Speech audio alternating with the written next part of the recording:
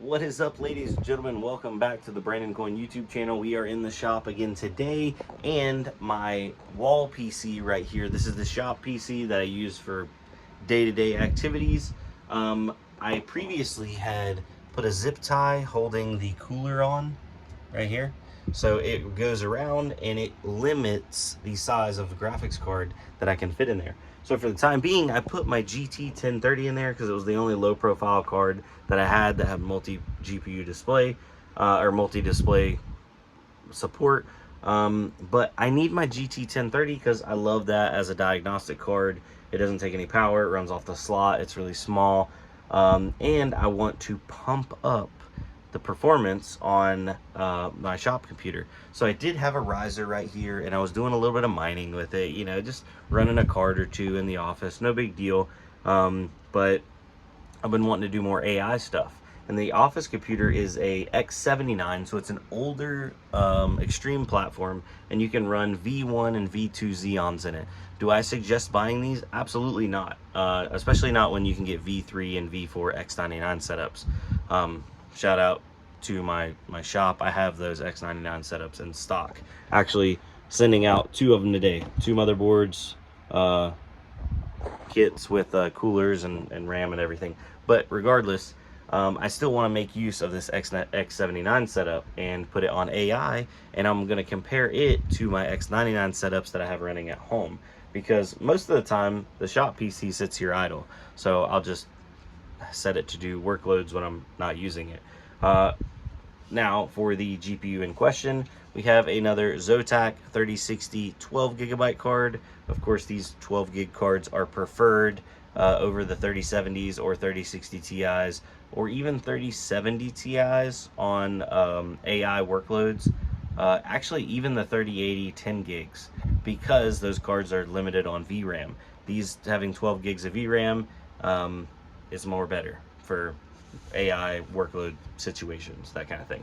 So I'm going to clip that zip tie. The reason why I had that zip tie is because I did not have the bracket adapters to make a AM4 socket style cooler fit onto an X99 board, but I got some brackets in, so let's get it switched over.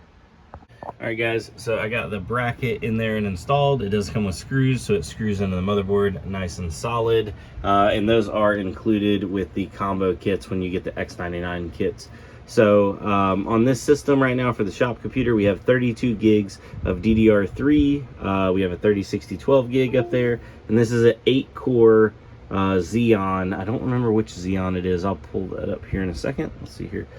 Control Shift Escape. See if we can't get Task Manager to show up. Hold on. Control Shift Escape. There we go. All right, so it is a 2650 V2, 8 cores, 16 threads, 32 gigs of RAM. It's picking up the graphics card now. The drivers, yeah, there we go. 3060 12 gig. So we're gonna see if we can't put Salad on here and see what it'll learn. All right, so looking at it, if I was to mine on the CPU, this guy would be doing about 12 cents a day on Monero and Zephyr. And if I was to mine on the GPU, the 3060 12 gig, looks like the top dog is about 51 cents a day, give or take.